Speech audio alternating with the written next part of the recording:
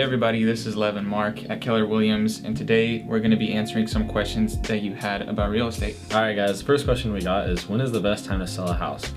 We would both agree on now would be a good time to sell your house. We have a really low inventory in the Portland, Vancouver area, actually nationwide, but locally here, if you've been thinking about selling your house, it'd be a really good idea, and it's definitely a seller's market. Question number 2 comes from my friend Nick Yusenko, and he asks, how do I find off-market homes?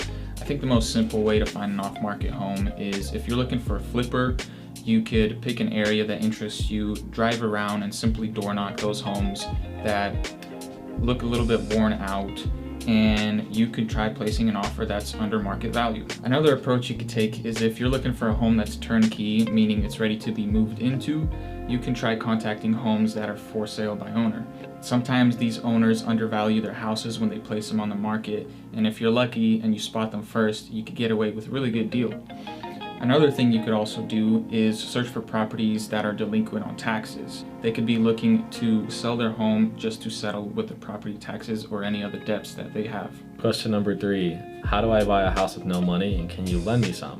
No, I can't lend you any, but maybe asking your friends or family, they might give you something.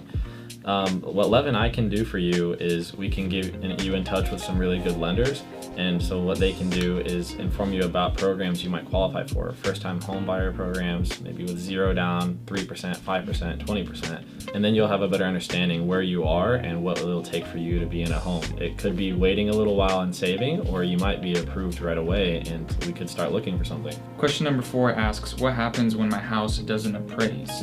So in this situation, you typically have 3 options. The first option being is the buyer brings the difference in cash. So for example, if the house value that is negotiated is $350,000 purchase, but the appraisal comes back at $330,000, the buyer would then have to bring that $20,000 difference to the closing.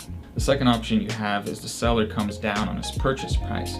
So instead of him selling for $350,000, he'd come down and sell it to you for $330,000. Third option that you have is both the buyer and the seller negotiate a purchase price somewhere in the middle, where a buyer would have to bring in, let's say, an extra down payment of $10,000 and the seller having to come down $10,000, and then the purchase price would be at $340,000. Alright guys, the last question to wrap this up is, are home inspections worth it? Yes, I would definitely say that they're worth it for a few reasons. Number 1, having a home inspection, you're going to have somebody go through their entire house, the interior, exterior, crawl space, attic, and at the end of it, you're going to have a peace of mind knowing what's wrong or if there are any problems at all. Number 2, it's kind of a negotiating tactic. You could do some of these repairs yourself and negotiate with the sellers for either some closing costs or just straight credit, either that or they can do the repairs. The third option is the inspector could find some serious problems, either some foundation that is cracking, or the sewer is backed up, or some radon test that comes up super high.